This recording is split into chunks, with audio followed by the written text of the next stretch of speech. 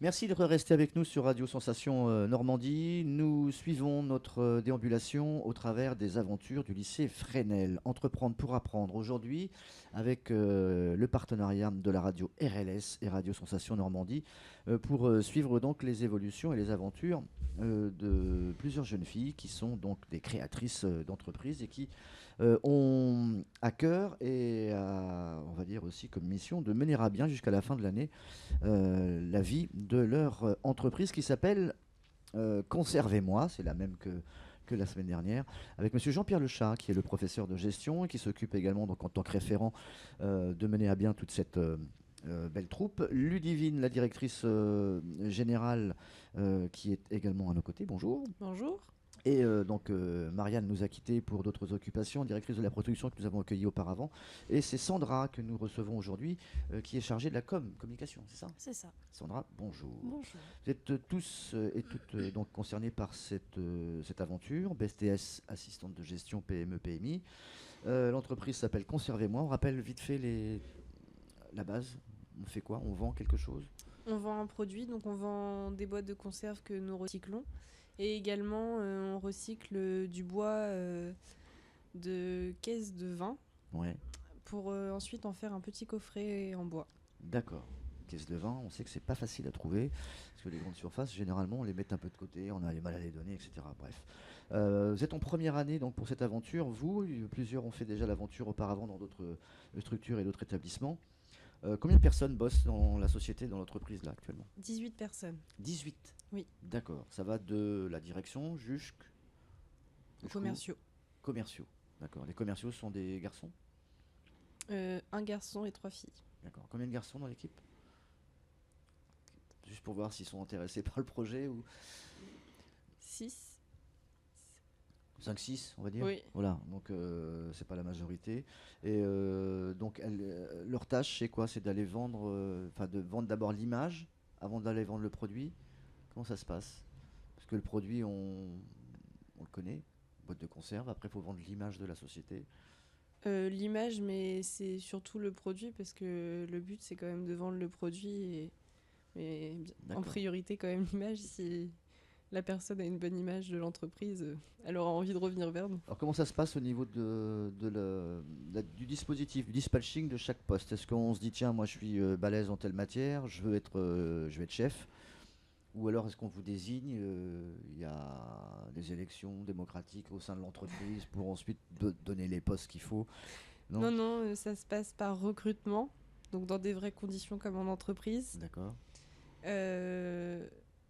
Moi, je n'ai pas été recrutée par des étudiantes, mais par les professeurs en tant que directrice générale. Et c'est moi, à mon tour, avec les professeurs, qui avons déterminé le directeur des ressources humaines afin qu'il puisse m'aider à continuer tous les recrutements. D'accord. Donc tes collègues, tes camarades sont venus en fait dans un bureau Oui. te proposer leurs compétences. Oui. Et toi tu fais un choix selon quoi? On leur pose des questions qui sont les plus importantes. D'accord. Pour nous, par exemple, pourquoi avoir choisi ce poste? Pourquoi te semble-t-il intéressant d'être à ce poste, d'avoir des responsabilités, non pas d'être un simple commercial ou des choses comme ça. Alors comme il y a 18 personnes, les 18 personnes ont automatiquement un poste. Si c'est pas le poste qui leur convient, il y a toujours un deuxième ou un troisième choix, c'est ça? Alors après, on part du principe que c'est la personne qui choisit d'abord où elle veut être. Donc on demande un premier poste, et si jamais ça n'a pas fonctionné, on lui demande de rechercher une autre place où il... D'accord. Le poste le où plus il le important souhaite. après le tien, c'est donc assistante de direction, c'est quoi?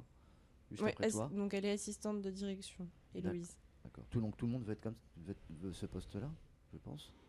Non, tout le monde Non. postule pour des postes différents, suivant ce qu'ils aiment. Toi, tu t'occupes de la communication? C'est ça. C'est quelque chose que tu voulais? Moi, j'avais demandé pour assistante de gestion. Du coup, c'est Amélie qui a été recrutée. Et vu que Amélie a des problèmes, du mal avec la communication, D'accord. et que moi, j'ai plus de Donc il n'y a pas facilité, d'amertume ni de déception en fait, pas Non. du tout? Non. On D'accord. essaye de répondre aux besoins de chacun et Mhm. à la demande de chacun. Il n'y a pas de rivalité dans l'entreprise. Non, Tout se passe bien, on va Une pas. bonne ambiance. il y a une bonne ambiance. On Une va bonne pas élire un cohésion de groupe. syndicat pour Non, l'instant, non. tout va bien. Il y a une bonne cohésion entre chacun. C'est quoi le boulot de la com en fait au sein de l'entreprise? C'est communiquer le plus loin possible à l'extérieur déjà de l'établissement scolaire. Ça passe par la famille, par les amis. Parce qu'à un moment donné, tu aides aussi à ce que la vente se fasse le plus loin possible. Oui, par exemple, parler avec des associations qui pourront nous aider ou être le porte-parole de l'entreprise par rapport à Ludivine, la directrice générale. Aider D'accord. C'est une à parler un communication. peu à tout le monde. À ce stade de l'évolution des élèves à cet âge-là, monsieur le professeur, elles sont toutes et tous amenés à prendre la parole en public. Est-ce qu'il y a des fois des difficultés justement parce qu'on est un petit peu introverti et de se dire bon, j'ai pas ma place parce que j'arrive pas à parler, j'arrive pas à vendre quoi que ce soit, et que d'un seul coup on se découvre chef d'entreprise dans l'âme, Alors, dans la réalité de la classe, dans il y a- l'éloquence, je parle également. Ouais. oui, dans la réalité de la classe, il y a des étudiants qui sont effectivement déjà capables de prendre la parole, et puis il y en a effectivement qui sont plus en retrait, et puis qu'il faut accompagner. J'allais dire, le souvenir que j'ai de plus extraordinaire, c'est un étudiant qui était un peu bègue, et qui est devenu directeur de la communication, là, qui a le poste de Sandra, et qui a accueilli les journalistes qui sont venus de Paris-Normandie ou de l'Éveil de Bernay, et qui peu à peu a pris confiance en lui. Et il a vu qu'il était capable de répondre à toutes les questions, d'organiser. Et cette confiance a fait qu'à la fin de l'année, il était tout à fait capable de parler comme n'importe quel autre étudiant et comme n'importe quelle autre personne. Ça de la démontre qu'il y a une mini-entreprise. création d'un esprit d'équipe au sein de cette classe, en tout cas de cette aventure, qui n'y a peut-être pas forcément dans d'autres cursus classiques, pardon. Oui, tout à fait. Vous savez, dans une classe, on est souvent un peu individualisé, c'est-à-dire que ce sont des résultats de chaque élève, de chaque étudiant, et là, c'est un résultat collectif. C'est-à-dire qu'ils participent collectivement à un concours et ils auront le prix qui correspond à leur travail collectif. Donc c'est vraiment un vrai travail d'équipe et de confiance en soi et de confiance dans les autres. Est-ce que c'est un bon moyen d'avoir un développement social aguerri, etc. Lorsqu'on a une petite faille, vous parlez du bégaiement, on peut être aussi handicapé et participer à la création d'une entreprise comme cela. Oui, tout à fait. Enfin, peut-être que c'est plus compliqué au niveau des structures de l'établissement, de... d'être en fauteuil ou je sais pas, ou un jeune qui aurait un. Alors, nous avons actuellement une étudiante qui est plus en difficulté, qui doit utiliser l'ascenseur tous les jours pour se rendre à l'étage, mais elle ne participe pas à la mini-entreprise. Mais non, on n'exclut personne au niveau de la mini-entreprise. Le projet est ouvert à tous en début d'année, et dès l'instant où ils sont volontaires, ils participent. Alors, les défis, là, on voit déjà que c'est une pression.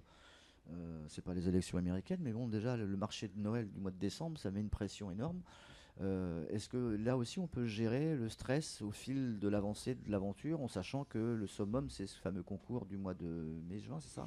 Alors il y a la présentation du stand à la foire exposition de Rouen qui se fait fin mars cette année, dernier week-end de mars. Et puis ensuite au mois de mai, il y a effectivement la présentation sous forme d'oral devant des jurys. Et à la mi-mai, c'est là qu'on a les résultats définitifs pour le concours régional. Alors c'est vrai qu'il y a du stress, oui, mais le stress, ça permet de se dépasser, ça permet de grandir, ça permet d'aller beaucoup plus loin, c'est-à-dire de se fixer. Vous savez, parfois en début d'année, ils se disent on ne va pas réussir. On ne va pas réussir. Et à la fin de l'année, ils ont réussi. La réponse, elle est là. Il n'y a pas d'échec, même si on n'est pas primé, je veux dire, par le. Enfin, on a toujours une petite valeur ajoutée, mais si on est sur la 3e marche, c'est pas grave. Enfin, je ne devrais peut-être pas le dire, mais. Non, moi je considère que la 3e marche est intéressante aussi. On est au moins sur la marche. Qui gère les sous en fait ici là? Est-ce qu'il y a un compte en banque, c'est ça? Oui, il y a un compte Une carte en banque. bancaire? Ou pas Une carte bancaire, oui, qui va être Ouais. mise. Je Alors, dis non. Elle- Chèque. Chéquier peut-être, non? Alors, il y aura... Il manipule de l'argent ou pas? Il manipule de l'argent, il y aura un chef comptable, il y aura un compte bancaire, il y aura effectivement un contrôle de toute la comptabilité, mais il n'y a pas de chéquier, il n'y a pas de carte bancaire, c'est Entreprendre pour apprendre qui fait véritablement le paiement, mais sur ordre du mini-entrepreneur. Oui, D'accord. Donc on parlait tout à l'heure hors antenne d'un problème d'approvisionnement de matières premières. Comment ça va se passer là? Il faut avoir combien de boîtes de conserve pour attaquer le premier marché qui va être au mois de décembre, c'est ça? Marché de Noël. Fin novembre, début Fin décembre, novembre. oui, c'est ça. Combien vous en voulez là? De quantité à vendre? Pour le moment, on n'a pas encore fait tous les statistiques pour savoir combien de ventes il faut qu'on ait acquéri D'accord. à ces marchés. Mais ça va être fait dans les semaines qui vont venir, justement pour ne pas arriver sur le marché et se dire il nous manque tant D'accord. de boîtes. Et le fait que tout le monde mette un peu la main à la pâte, ça aide beaucoup aussi. Ça va aider à qu'on ait assez de produits à vendre pour Est-ce les que marchés. C'est juste parce que là, il faut qu'on termine. Ça vous oblige, vous, lorsque vous faites les courses avec vos parents, à leur faire acheter des boîtes de conserve ou pas? Est-ce qu'on triche un peu, non On récolte un petit peu autour de nous. C'est quoi la date précise de la prochaine échéance? Donc fin novembre pour le marché? Oui. Ça sera où? Ici? Bernay, Lisieux, Aux ailleurs alentours de Bernay, mais c'est Autour pas de Bernay. Bernay. D'accord, on en reparlera d'ici là. Juste avant de se quitter, on peut vous retrouver quelque part, un site internet intéressant pour éventuellement avoir des renseignements sur ce que vous faites ou pas du tout. L'entreprise a été créée, doit y avoir un logo quelque part, une Alors, adresse? il y a un logo. Le site internet va être créé à partir du mois de novembre, à partir de D'accord. la deuxième quinzaine du mois de novembre. Ok. En fait, on est encore au tout début, donc les choses vont se mettre en place peu à peu. Mais effectivement, il va y avoir un site internet, oui. Ok, bon vent pour l'entreprise Conservez-moi. Monsieur Le Chat, merci d'avoir accepté cette invitation. Ludivine, Sandra et Marianne également. Donc, on aura le plaisir, je crois, de vous retrouver très prochainement sur cette antenne. On rappelle que cette émission a été réalisée en partenariat avec la radio RLS. À très vite.